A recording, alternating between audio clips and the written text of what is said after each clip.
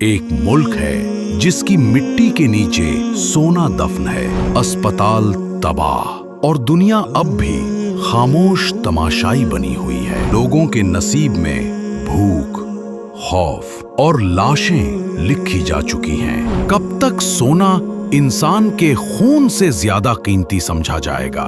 کب تک جنگ انسانیت پر غالب رہے گی؟ سوڈان افریقہ کے دل میں ایک ملک ہے جس کی مٹی کے نیچے سونا دفن ہے، مگر اس کے لوگوں کے نصیب میں بھوک، خوف اور لاشیں لکھی جا چکی ہیں۔ یہ ہے سوڈان، وہ سرزمین جو کبھی تہذیب، تاریخ اور قدرتی حسن کی علامت تھی، آج آگ، بارود اور خانہ جنگی کے شعلوں میں جل رہی ہے۔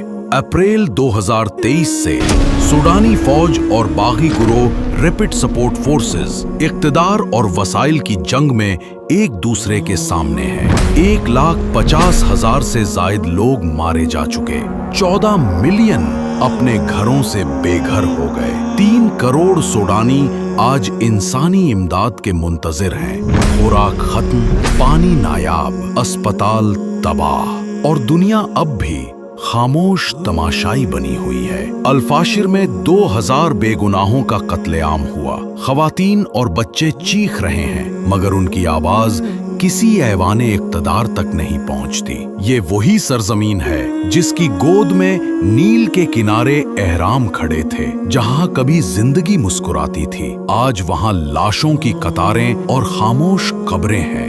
200 ارب ڈالر کے سونے کی مالیت رکھنے والا ملک آج ایک گھونٹ صاف پانی کے لیے ترس رہا ہے۔ یہ کیسا انصاف ہے؟ یہ کیسی دنیا ہے؟ کب تک سونا انسان کے خون سے زیادہ قیمتی سمجھا جائے گا؟ کب تک جنگ انسانیت پر غالب رہے گی؟ دنیا کو اب فیصلہ کرنا ہوگا۔ سوڈان کے بچوں کو بندوق نہیں، کتاب چاہیے، دوا، تعلیم اور امن چاہیے۔ وقت آ گیا ہے کہ دنیا مفادات نہیں، انسانیت کے لیے کھڑی ہو۔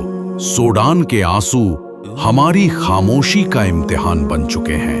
سوڈان کے لیے امن کی دعا، انسانیت کے نام ایک پکار۔